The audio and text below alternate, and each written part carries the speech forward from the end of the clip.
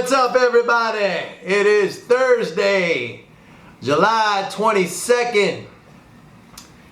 All right, so the major averages were all up today. Again, S&P, NASDAQ, and the Dow. That's the third day up. We had that Monday decline, the Friday, last Friday, and then Monday decline, and then, recovered pretty much all of it. Russell 2000 was down today.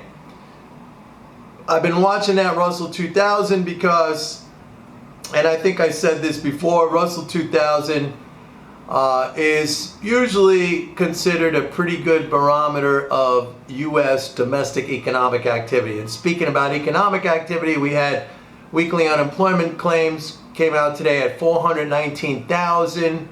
They were looking for like 358,000, so that was a big miss to the upside. So that might be the first sign of economic weakness showing up in the data. As you know, I've been talking about a deceleration in the fiscal flows, and I want to talk about that a little bit more right now, because that deceleration in the fiscal flows, it's really, really very modest. I mean, it almost looks more like it came down off of a level and kind of flatlined, but it's not, it's not really any sort of an acute, rapid deceleration at all. It's kind of like it's pretty stable at a slightly lower level. So, it's hard to get a good indication from that. And it may very well just be a pause. They still got the infrastructure deal that they're talking about, although, look, we're getting close to the end of this month where the debt ceiling is going to have to be raised, or at least, suspended for another length of time. Mitch McConnell said he doesn't see a scenario where any Republican senator is going to vote for an increase in the debt ceiling. So we have another one of these situations of brinkmanship where, it looks like we're not going to get an increase in the debt ceiling. There's a lot of implications to that.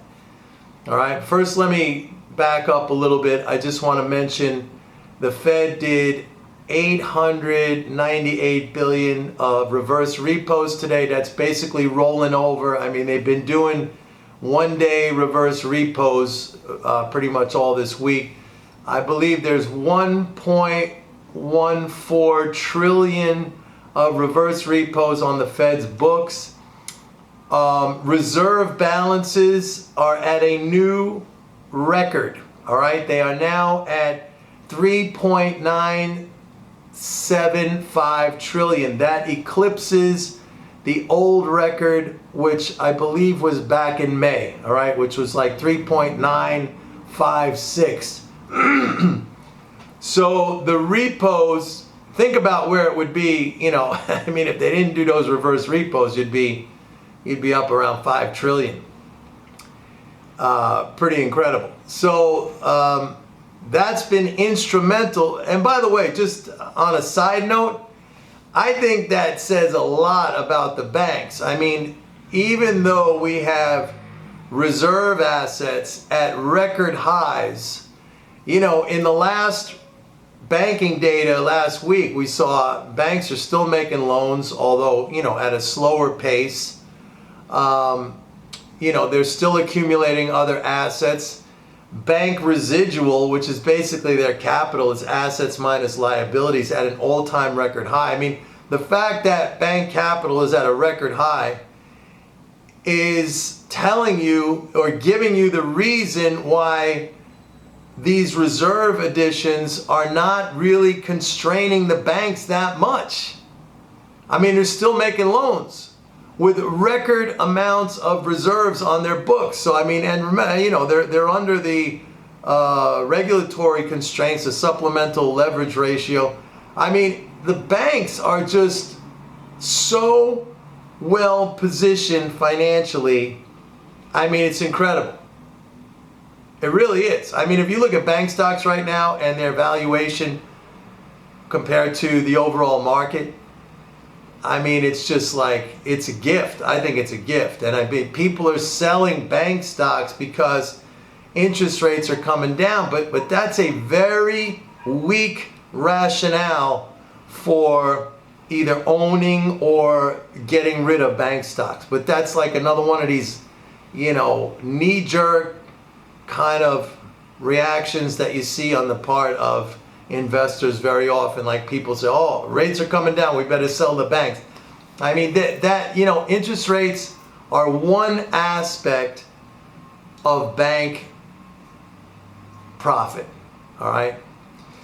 So the bigger picture for me is, I mean, they're so well positioned financially right now. It's incredible. I mean, when you look at the amount of reserves and how that should be impacting in a negative way, especially like loans and leases, and that's not really happening, I mean, that tells you something right there. So yeah, we have record reserves at 3.975 trillion. I think these Fed operations, these reverse repos, I said this yesterday, I think that's one of the reasons why you see the market moving up every day, because it's basically leaving bank balance sheets with available room for other assets. And I'm pretty sure when we look in the data tomorrow, and especially next Friday, because we'll be getting the data from this week, you'll see trading assets on the bank's books having gone up by a lot. I mean, they're buying trading assets. What are trading assets? Derivatives, S&P futures, you name it, all Forex, that kind of stuff. So they're very active. And again, it just speaks to the financial position of the banks right now. What else I want to talk about? Rates came down again today, a little bit. Bond yields down again. Oh, I know what I was going to talk about, the unemployment claims. Yeah, look, I mentioned this yesterday. The market rally here, I think, is more technical, and it's based on the Fed's daily operations with these reverse repos and, giving the banks some space to add on other assets. But I said the one thing that could counteract that is, the true fundamentals of what's going on in the economy, like what I like to call basic conditions. And we got a hint of that today with the big miss on weekly unemployment claims. So if we start to see the data show up weaker, then I think, the market, all the averages are really going to start to pay attention to that. I mean, right now you have the Russell 2000, today it was down. It was down about not quite 1.5%, but it was in line. The behavior of that average was kind of aligned with the economic data that we saw today, which was a really weak number on those unemployment claims. So we need to see consistency in these weak numbers. Will that happen? Again, that goes back to the flows. So far, I've been correct on the flows in that there's been a deceleration. I think it's starting to show up in these, it showed up today in the unemployment claims. But we'll see, because again, not to bore you, but the deceleration in the flows has been very, very modest. One more thing I want to add, and somebody pointed it out here on the comments, and I didn't have a chance to address it.